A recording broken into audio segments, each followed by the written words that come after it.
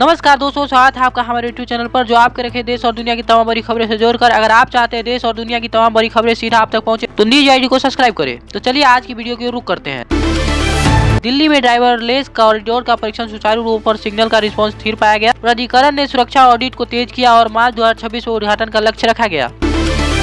बिहार में भूमि अधिग्रहण के अधिकांश हिस्से पूरे हो गए और कागजी कार्य तेजी से हो रहा है। परियोजना ने शहर का ट्रैफिक कम होगा और माल ढुलाई अधिक प्रभावी बनेगी। विश्व स्तर पर वार्ताकारों ने डिजिटल सेवा और फार्म धाराओं पर सम्मिलित दर्ज की है। मसौदा आदान प्रदान पूरा हुआ और अंतिम रूप देने के लिए अगली बैठक निर्धारित की गई। उत्तर प्रदेश में टर्मिनल का वैलिडेशन फ्लाइट्स पूरा हो रही है और सुरक्षा ऑडिट सक्रिय है। उद्घाटन के लिए अब संचार परीक्षण स्थिर पाया गया और सिस्टम उत्तरदायी मिले। मुंबई में फास्टैग आधारित टोल ट्रायल में वाहन प्रवाह तेज रहा और देरी कम हुई। सिस्टम ने उच्च सक्रियता दर्ज की और मैनुअल प्रोसेसिंग की आवश्यकता घटी। हरियाणा में साइबर हब विस्तार का टेंडर पास हुआ और नए कार्यालय ब्लॉक की योजनाएं बनाई गई। निवेश प्रस्ताव, मजबूत आय और आईटी नौकरियां का दायरा और विस्तृत हो रहा है। दिल्ली में बायोमेट्रिक लेन शुरू हुई और यात्री सत्यापन तेज हुआ। पीक ओवर के कतारें घटी और बोर्डिंग प्रक्रिया समग्र रूप से सुचारू रही। बिहार में टर्मिनल की छत और ढांचे का अधिकांश कार्य पूरा हो गया और अंदरूनी कार्य शुरू होगा।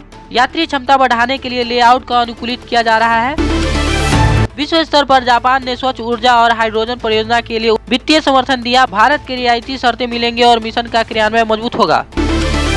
उत्तर प्रदेश में क्रूज टर्मिनल के अंदरूनी हिस्से का इंस्टॉलेशन जारी है। सेवा परीक्षण की तैयारी हो रही है। प्राधिकरण में पर्यटन मौसम से पहले सुविधा को तैयार रखने की योजना दी गई।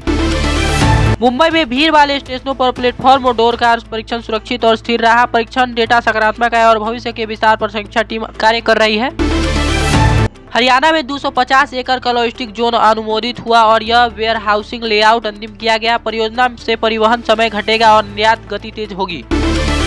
दिल्ली में सीपी के पुनर्रचना के लिए नई चुनौती फॉर्म में संशोधित योजनाएं जमा की। पैदल मार्ग, यूटिलिटी और सार्वजनिक क्षेत्र में उन्नयन की योजना बनाई जा रही है।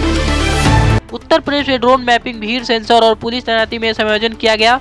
शहर में प्रवेश बिंदु पर निगरानी कड़ी की गई और आवाजाही सुचारू बनाई गई।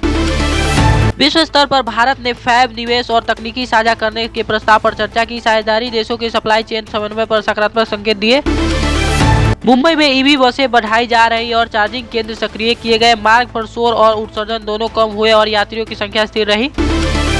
दिल्ली में विश्वविद्यालय नए उच्च मांग वाले कार्यक्रम को मंजूरी दी और प्रयोगशाला की स्थापना पूरी की। प्रवेश जनवरी 2026 चक्र में खुलेगा और मजबूत प्रक्रिया की उम्मीद है। उत्तर प्रदेश में रैपिंग रेल का हाई स्पीड परीक्षण स्थिर पाया गया और ब्रेकिंग प्रतिक्रिया सटीक मिली। आखिरी योजनाओं को अंतिम रूप देने में मदद करेंगे। मुंबई क्षेत्र में एटीसी टावर में रडार और संचार प्रणाली स्थापित किया जा रहा है। क्रैबिलेज शुरू हुआ और परमाणु निरीक्षण फरवरी 2026 के लिए तय है। विश्व स्तर पर भारत ने उद्यत उत्सर्जन और ऊर्जा संक्रमण योजना वैश्विक साझेदारी को सौंपी। समीक्षा टिप्पणियां जनवरी से मिलेगी और अगला मसौदा उसके बाद अंतिम रूप दिया जाएगा। तो दोस्तों, ये थी आज की बड़ी और मुख्य खबरें। अगर आपको ये वीडियो पसंद आए तो वीडियो को लाइक और चैनल को सब्सक्राइब करें। मिलते हैं नेक्स्ट वीडियो में। धन्यवाद।